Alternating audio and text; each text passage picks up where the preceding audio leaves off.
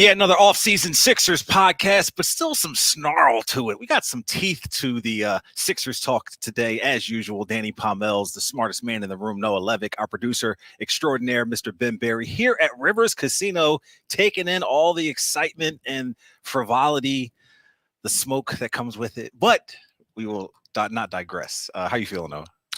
Doing okay. Yeah, we also got a little, looked like Wimbledon's mixed doubles. We had the women's semis earlier, so I always enjoy, that time of the sports calendar. Sure. It's obviously a fun event. I regret that you can't be in Flushing to enjoy, or over the cross in the England, pond, I should say. Across the pond, I should say. Coming up soon. I will be in Flushing quite a bit. That is the centerpiece of my, late August, early September calendar. But across the pond is always a lot of fun. And Chris Eubanks, the American guy, had a very entertaining run this year, and we're getting to the tail end of the tournament. So, we'll see who comes out on top. Strawberries and cream for everybody. Mm-hmm. And Noah, we're going to figure out if how excited we should be about the new pieces the Sixers have brought in and introduced to the media, as well as some of the summer league excitement, how much we should invest into that, as well as sit down with Tyrese Maxey and Nick Nurse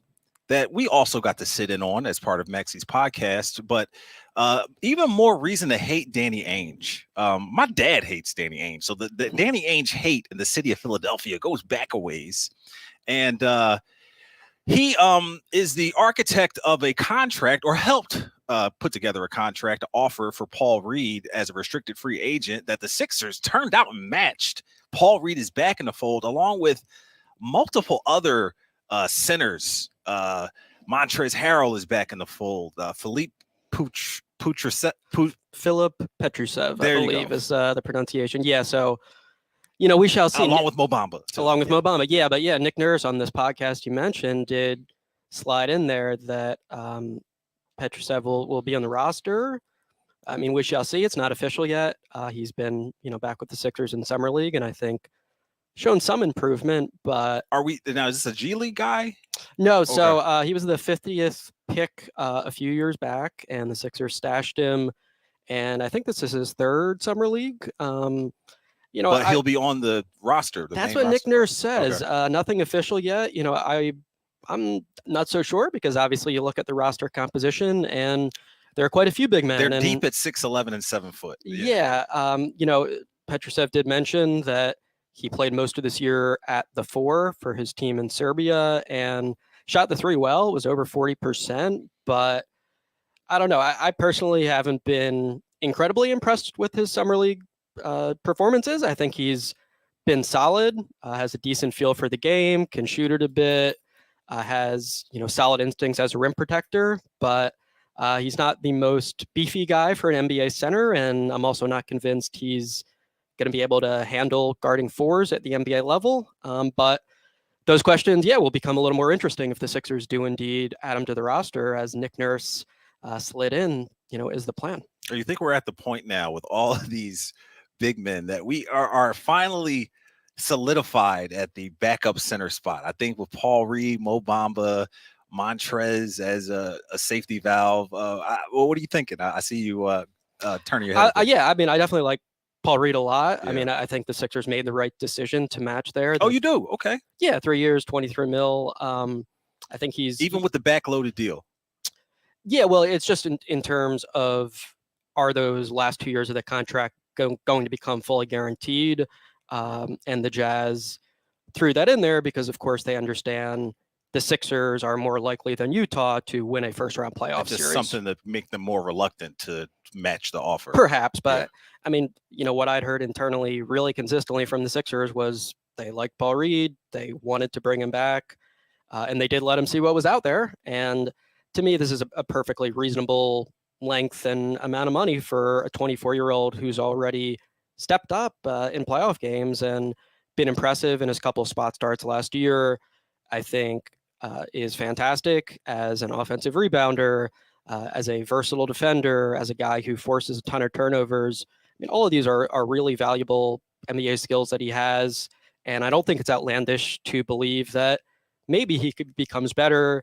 Maybe he does show the capability to play the 4 via willingness to shoot threes that he showed at the G League level. So I thought that was the right decision by the Sixers. I think for me that would have been really open to criticism if they had this pretty quiet free agency period, and then Paul Reed, an internal free agent who most certainly has a lot of value, just was allowed to walk to another team for not an outrageous price. So that was my take on that offer sheet situation. It seemed like the Mo Bamba signing was the precursor to them not re-signing Paul Reed, but it turned out they're bolstering that position as well. But were you about to say something? Yeah, I mean, what I was told when they signed Bamba was like, this doesn't impact how we feel about Paul Reed and our intent basically to bring him back. And that was indeed the case.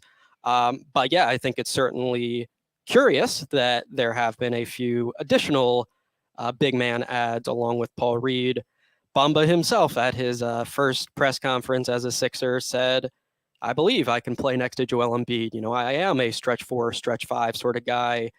And I have experience playing alongside other big men in Orlando. So I think that was an intriguing comment and indicative of the Sixers' belief that Nick Nurse can maximize these big men they now have on their roster and perhaps play some of them in unconventional ways, whether that's Reed, Bamba, whether that is Embiid, Bamba, it loves to experiment, and there seemingly will be, avenues to do that here for the Sixers. But yeah, for me in isolation, like bringing back Paul Reed just made a bunch of sense, and I think the Sixers did the right thing to pay what was necessary to keep him here. And does the Bamba signing check more than one box in the fact that, of course, he brings his skill set on the basketball court, but is this kind of Joel Embiid connection there that kind of placates him in a way to bring in people that he's familiar with or connected to? I think that side of it certainly doesn't hurt. Bamba said Embiid was a, quote, huge driving force in him coming to Philadelphia. And those guys have been close before Mo Bamba was even in the NBA. Bamba, was referred to Drew Hanlon by Joel Embiid and was even, spending quality time with Joel Embiid during the playoffs in 2018. So, I think it never hurts to have a guy on the roster that Joel Embiid knows well and is friendly with and has experience competing against, in those Drew Hanlon workouts. So in my book, that's obviously not the main reason the Sixers signed him. I think they genuinely believe at 25 years old, there's potentially, untapped potential if Mo Bamba can stay healthy and fill, a role that makes sense for him here. But the interpersonal side of it, that is always notable with, free agent moves. Pat Beverly, another example, right? Really close friend of James Harden's. I think that is most definitely not a coincidence, right? Like these connections do matter and they do impact the decisions that teams make and that players, the places that players feel comfortable going in free agency. Daniel House, Montrezl Harrell, Pat Beverly, all guys connected to Morey and Embiid in some way, as well as Nick Nurse with the Pat Bev connection, which we talked about on the previous podcast.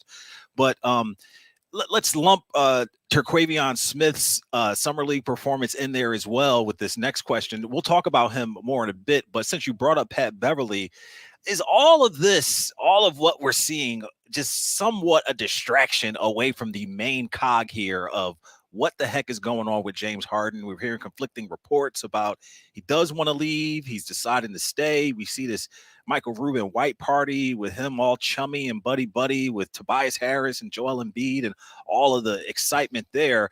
Is that all this other stuff distracting Sixers fans from keying in and focusing on whether or not Harden is happy here, wants to stay, and how that will finally play out? I think it all matters, but yeah, no doubt, like James Harden and his situation is of very large importance. I mean, from where I'm sitting, it doesn't appear that anything major has changed on that front. And we did hear Joel Embiid on the record make a plea a little bit. Yeah. I mean, I thought, so he spoke with Rachel Nichols and he said, like, myself and James, I value our friendship. We're going to be tight regardless of what happens here. But obviously I want him back on this team because our goal is to win a championship. And I think he helps us do that. And I think, of course, Joel Embiid has experience with a comparable situation 2 years back. And, wouldn't be a shocker if we're again in a spot where come September, there's a ton of uncertainty and drama regarding the Sixers point guard and whether he indeed wants to return to the team. But just from the standpoint of like being on good terms with the co-star of the team, seems like this is a preferable situation to where we were a couple years ago. I think there's obviously a ton of mutual respect and admiration with Joel Embiid and James Harden. It's just a question of how did the Sixers play this with Harden's, stated desire for them to explore trades, and how long is this thing kind of drag out? But we're still talking about it, and I imagine that could be the case in another month or two. With these minimal signings, 1-year deals, lack of free agent, extreme or nuanced free agent activity, do you feel like that with all that's happening across the NBA landscape, are the Sixers still kind of playing the cards close to their vest to be able to have flexibility with a Harden trade, picking up players, or a Tobias Harris trade along that same idea? Are they still is there still something spinning and wheels in motion about trying to keep things at a low responsibility for players' contracts in order to kind of facilitate a trade later on? I think that's clearly a factor. I mean, just you're having trade conversations about James Harden. He wants to be a Clipper, and realistically, a James Harden Clippers deal is going to involve the Sixers getting multiple players in all likelihood. So, I think the Sixers have been upfront about prioritizing flexibility both for this year and future seasons, and they remain in somewhat of a limbo because of the James Harden uncertainty. I do think it's debatable, the degree to which they could have been more aggressive and, use the taxpayer MLE, for instance. It's still available to them. But absolutely true that like they have to proceed with, I don't know if caution is the right word, but just some degree of trepidation, honestly, because they don't know entirely what's going to be next with James Harden. And it certainly looks like a realistic scenario at this point is he does end up coming back to the Sixers, the team he is, under contract to play for. But yeah, I'm sure there will be, more twists and turns there. But I think there's at least some overlap, right? And Sixers haven't made any, big moves, and the Sixers are exploring James Harden trades. Clearly, those intersect somewhat. All right, we will talk Nick Nurse as well as some Terquavion Smith Summer League prowess, as well as a little Bubba Chuck discussion, something that dropped yesterday if you didn't hear. But let's pay some bills here on the Sixers Talk podcast. We are brought to you by Wilmington University. And Wilmington University and students are in the game, upskill in fields like cybersecurity, fintech, healthcare, and education, in person or online. Get in the game at Wilmington University. Find us at wilmu.edu. It is time to rush to new rewards at Rivers Casino. There's a whole new way for you to earn, redeem, and level up your rewards. Get your new Rush Rewards card and get more out of your game at Rivers Casino Philadelphia. Gambling problem? Call 1-800-GAMBLER. All right, a lot going on with the NBA Summer League. Players are hurt. Scoot Henderson, Amen Thompson, Victor Wembanyama is shut down. We've seen Chet Holmgren doing some amazing stuff. I don't know if you saw the game yesterday, but we saw also Jalen Williams could have went for 45 in that game he played with them earlier. But let's focus in on the Sixers and how much excitement, what the expectations. You're seeing Terquavion Smith come in as this guy undrafted, making an impact. Is this something Sixers fans should really be paying attention to, or just appreciate it for what it is right now?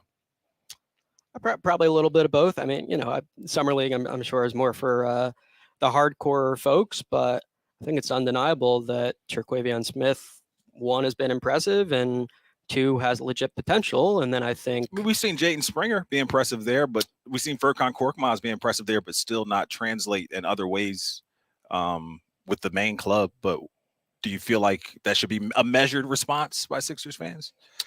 Yeah, I mean, I think if you want to be excited, that's perfectly fair. I mean, he's a really fun player to watch. He is Get excited. extremely audacious and has legit range, legit shooting skill. Little Can bounce.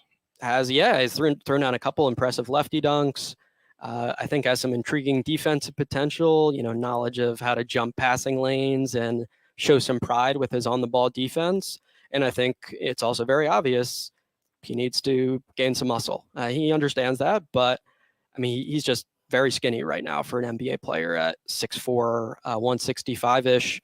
But I think absolutely if he makes the necessary developments with strength and develops some nuance in terms of understanding when to pull the trigger and, some of those, ball handler decisions, understanding his role in the NBA, where he can, best be effective as a microwave kind of scorer. Yeah, I think this guy could be the real deal. I think he looks like a very, very good undrafted player. And it is a little bit head scratching why he was not taken. And I think just probably the most obvious reason is, he played 2 years in college as opposed to 1, and he's skinny. He needs to gain muscle. But man, I've been really impressed. Mm-hmm. I don't think there should be any expectations of he's going to swoop into the Sixers rotation this year and save the day. But it wouldn't shock me if in 2 or 3 years from now, he's in an NBA rotation and doing valuable things that involve a lot of scintillating shot making and fun play to watch. So, for a summer league, 5-game stretch, I think it's been pretty damn good. And the reality is it's not going to translate soon to the NBA in all likelihood, but I don't think that should entirely dull excitement if you're the kind of person who likes following prospects and is curious about what this kid could be. These are some jaded Sixers fans, Noah, who have been kind of jilted, left at the altar a bit over these past couple of seasons. And to invest in a young player who may not crack the roster, maybe a bit of a stretch for some people. But like Noah said, he's a kid who's turning heads. It's already on the roster as a 2-way contract. So they got him locked in there, and he'll be playing in Delaware, and I think he's going to score a lot of points. So, you don't need to be locked in for every game. No obligation to do that. But I think it's not at all unlikely that if you tune back in a couple years from now, that he's on the court for the Sixers and actually helping them at the NBA level. Again, there's a lot of boxes he needs to check to get there, but I think he genuinely is an intriguing, entertaining prospect that they've now got on board. I think Ricky Council has also been pretty good, and as we knew heading in, he needs to clean up the shot. He's working on it, and we'll see whether he can do the necessary work on that front. But Terquavion Smith, for me, has been the standout, in addition to Jaden Springer, who had a nice outing last game, and clearly, is a strong NBA defensive guy. But yeah, I think Smith has been really good so far, for an undrafted guy. Hey, we are, of course, here at Rivers Casino, and the latest we've heard from Nick Nurse has been on Tyrese Maxey's podcast. What did you glean from that, and anything important? I know Maxey himself was really impressed that Nick Nurse felt like he would be more of a adjustment, try new things in game, that Maxey kind of was impressed by, because he said coach, he's never been with a coach who has done something like that. But what did you glean from the conversation they had on his podcast? Yeah, Tyrese Maxey's obviously naturally talented in that realm. I think Nick Nurse has strong core principles, and one of those is willingness to experiment and be bold and think outside of the box. So, it was interesting to hear the way he expressed that to a player, as opposed to, the messaging might be slightly different to the media or someone else. And he even said, to give you a little preview, on day 1 of training camp, we're going to talk about this, how you guys have to buy into, I'm going to tell you some things that, you might not initially feel make much sense, but it's all with the bigger picture in mind of, let's accumulate information about what's effective for us. And the only way to do that is to not always be vanilla, try some exotic things here and there. So I think it was neat to hear the way that resonated with Tyrese Maxey. And I think that's going to be an interesting storyline this season, because I think some players will be fully on board with, whatever you tell me, coach, I'll try it. But of course, that's not intuitive for everyone, right? Like if you get told to do something and it doesn't play to your strengths and it's ineffective, understandable if there's some frustration. But Nick Nurse will try to create that culture of, hey, we're thinking of the big picture. And part of that involves, like, some games we're randomly going to throw a box and one at a team, or, we're going to put the ball in DeAnthony Melton's hands. And I think, if nothing else, that will make the Sixers an unpredictable and, weird team to watch at times, because you're not going to know exactly what is coming every night. And I think for the most part, that makes sense, because when the playoffs arrive, you don't want the opposition to know every single thing that you're going to throw at them. You want to have some things up your sleeve that, maybe it worked once or twice in the regular season, and now it's in your back pocket. So I think Nick Nurse articulated that well, and it seemed to resonate with, an important player on his team, Tyrese Maxey. Kind of a difficult scenario for him, coming into this team, who obviously all the history of trying to get past the second round, although he will not be a prisoner of that. He'll be where his feet are and trying to worry about the present and what's going to happen with the team. But potentially you have one of your best players in James Harden, who may be traded midseason or could be with the team through the rest of the year. And will there be adjustments along the way with this new group and incorporating these new players, as well as will Harden buy in fully, which we've seen in the past? He's, ruffled feathers or upset the apple cart a bit with some of his antics and the way he's going about things. So this isn't like a straight line for him necessarily. Not at all. Yeah. I mean, I think it enhances the unpredictability with the Sixers. The fact that James Harden's situation remains unresolved. I mean, it doesn't seem like Harden has anything against Nick Nurse whatsoever. I think business, not personal. Right. Yeah. And if he does return here, that of course is a massive question. Will it play out similar to the Brooklyn saga, where the lack of effort was, deemed appalling, can seem to be the consensus? Will it be like Houston, where he was wearing a fat suit? Say it, Noah. Say it. No, he just made things extremely uncomfortable. And even in his press conferences, he was like, I don't want to be here. Like, get me out of here. Could it be something different for James Harden?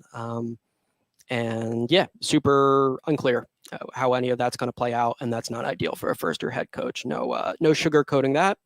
But I think Nick Nurse knew when he took this job, there was a high possibility of drama around stars, and he'll do the best he can to handle it this year. Speaking of stars, there is one shining light over the past 20 years for the 76ers that shines brighter than any other, and that is Allen Iverson.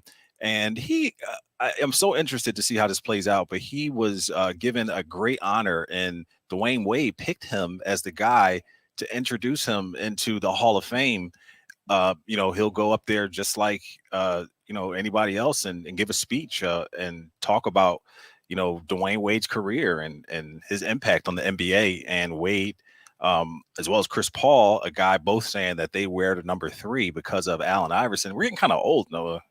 These guys. Yeah, well, when you said 20 years, I mean, Allen Iverson's finals run was 22 years ago. Right. So, it's been a while since his heyday, but I'm sure that's going to be an emotional night for him. Sure. I guess Dwayne Wade was the 2003 draft class. So, obviously they had some battles over the years, and Allen Iverson is admired by many. So who knows? This might not be the first time this or the only time this happens to him. I think players down the line inducted into the Hall of Fame, he might be a decent choice. He's gonna wear his heart on his sleeve. Shoot from the hip for sure. Yeah. Absolutely, yeah. So that is neat though that Dwayne Wade sees him in that high regard, and wants him to have that honor. Sure. Of all the people you interact with over the years and all the people that you're thankful for or help you along your way, and for Iverson to get that honor, very notable. Just a rainbow just went over Wimbledon there. So I feel like some of that is reflecting upon us, Noah, here as we wrap up the Sixers Talk podcast. What is going on the website? I see some activity there and a lot of bylines. What do you have going on there? Yeah, so we had Mo Bamba, Patrick Beverley were both introduced as Sixers for the first time. So covered some of the interesting tidbits from those pressers. I think Patrick Beverley was true to form in showcasing passion and had he one wants of the to live in Philly. It ain't South Jersey. Oh yeah, he had one of the maybe funniest jokes I've heard from a player in a while. He was asked about his ability to guard taller players, and at the end of that response said, like, man, Mom, like I wouldn't have minded if you got together with the guy who's a little bit taller than Dad. Just incredibly candid. But he said, hey, make the best of what I got. So yeah, Patrick Beverley, Mo Bamba, some content on those guys, and we've been rolling with the Summer League observations. So we've got one coming up this afternoon, Sixers Hawks, and that will be on the website. Some of the key takeaways from that game. Yeah, all right. That is fantastic. And be sure to check out the website, NBCSportsPhiladelphia.com, and Noah Levick's work for sure. He's on top of everything. We're going to get out of here and go do some other work here around the city of Philadelphia. Several shows. Oh, I wanted to mention Pat Bev and this pottery class or whatever he took. Taryn Hatcher has a story coming up on NBC Sports Philadelphia that you can check out, where she visited the Pottery Barn and reenacted or just tried to get some of the vibes and whatnot from there that Pat Beverley received. So be sure to look out for that. I'm sure it'll be on the website as well as our TV station. So for Noah Levick and Ben Berry, I am Danny Pommells. This has been the Sixers Talk podcast brought to you by Wilmington University. Wilmy Works.